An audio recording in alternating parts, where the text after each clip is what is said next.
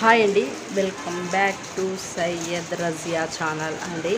మేమున్న సైడ్ అయితే కనుక వర్షం అనేది చాలా బాగా పడుతుందండి. నిన్న కూడా వర్షం అనేది పడిందండి.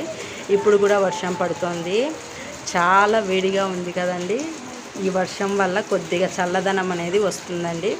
అవునంటారా కాదంటారా అండి? కామెంట్ బాక్స్లో కామెంట్ చేయండి. మీరున్న చోట వర్షం పడిందో లేదో కూడా నాకు కామెంట్ బాక్స్లో కామెంట్ చేయండి. ఈ వర్షానికైతే నేనైతే టీ ప్రిపేర్ చేసుకొని తాగేసానండి. నెక్స్ట్ ఏమో చూడండి, మా పిల్లలు ఉయ్యాల వేసుకొని ఊగుతున్నారు చూడండి.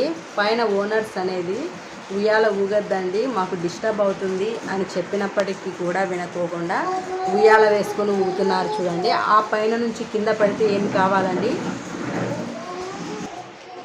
మా పిల్లలు చెప్పినా కానీ వినరండి, ఆ విధంగానే చేస్తూ ఉంటారు.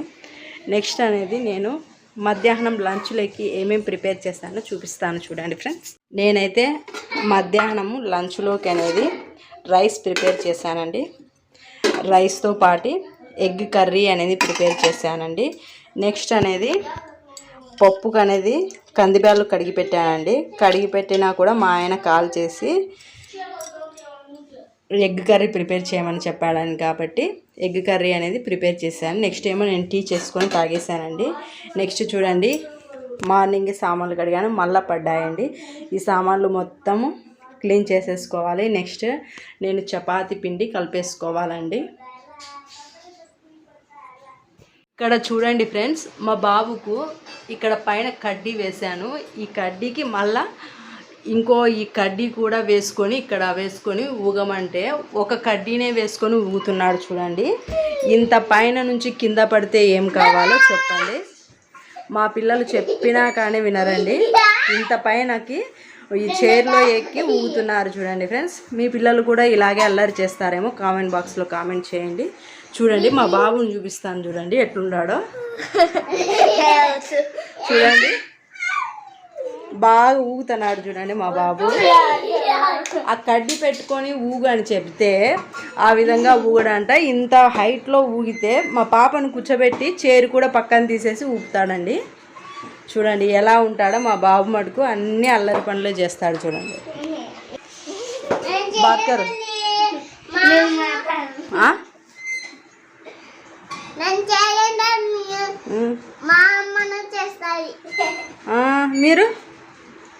మీరు చేయరా?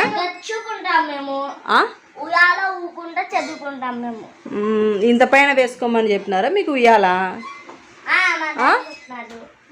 పైన నుంచి కిందకు పడితే ఇంక అంతే చూడు.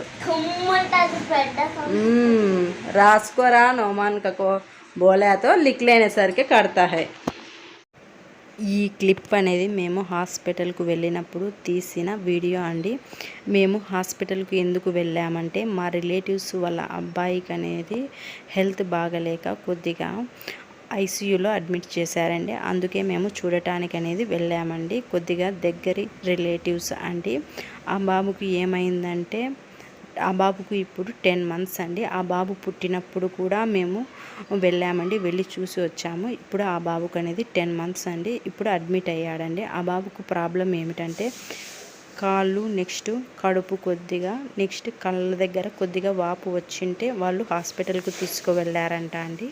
అనంతపూర్లో ఉన్న హాస్పిటల్కు తీసుకువెళ్ళారంట. అక్కడైతే వాళ్ళు 2 days పెట్టుకొని టెస్టులు అవన్నీ చేసి కిడ్నీలో ఇన్ఫెక్షన్ ఉంది, ఇక్కడైతే బాగా కాదని చెప్పేసి కర్నూలుకు తీసుకువెళ్ళండి అని చెప్పారంట అండి. అందుకు ఆ బాబును కర్నూలులో అడ్మిట్ చేశారండి. అందుకే మేము చూడటానికి వెళ్ళామండి. ఆ బాబు పుట్టినప్పుడు కూడా కడుపు అనేది కొద్దిగా వాపులా ఉందంట అండి.